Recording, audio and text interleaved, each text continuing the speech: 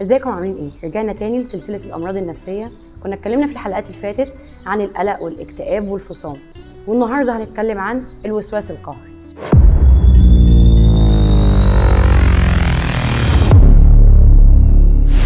في البداية يعني ايه اضطرابات الوسواس القهري؟ بس احنا مش هنقول المعنى على طول، احنا هنقسمها لجزئين: وساوس وقهور. الوساوس هي ايه؟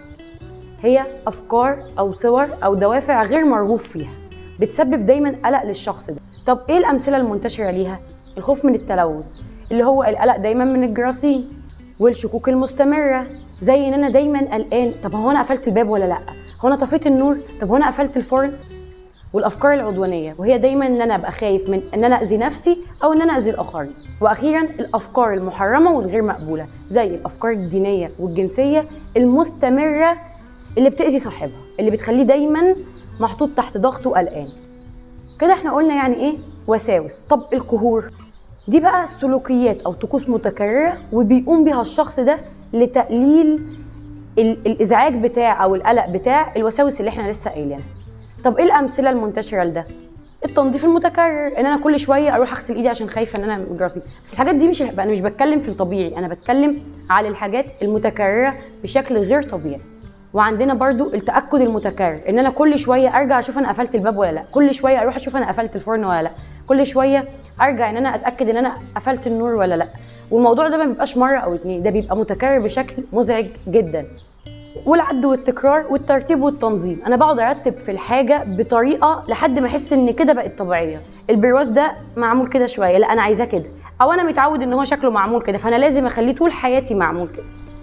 طب نرجع بقى للاول خالص، اضطراب الوسواس القهري. يعني ايه بقى الكلام ده؟ انت بتقولي ايه اصلا؟ فاضطراب الوسواس القهري ده معناه ايه؟ هو اضطراب نفسي يتميز بوجود افكار او صور او دوافع ملحه جدا بتسبب القلق، وسلوكيات متكررة جدا بتسبب الإزعاج، بس دافعها إيه؟ إن أنا أهدي القلق ده شوية. والاضطراب ده ممكن إن هو يأثر على حياة الفرد الاجتماعية والمهنية والشخصية بشكل كبير جدا. طب إيه سببه؟ الباحثون برضو زي ما قلنا في الفصام ما قدروش يجيبوا سبب محدد أو يعرفوا سبب محدد للاضطراب ده، بس هم برضو اتكلموا عنه زي ما قالوا عن الفصام لو انتوا فاكرين. فهم اعتقدوا انه ناتج عن تفاعل معقد بين العوامل البيئيه والجينيه والنفسيه، زي العوامل الوراثيه وده اتكلمنا عليه كتير قوي، والناقلات العصبيه.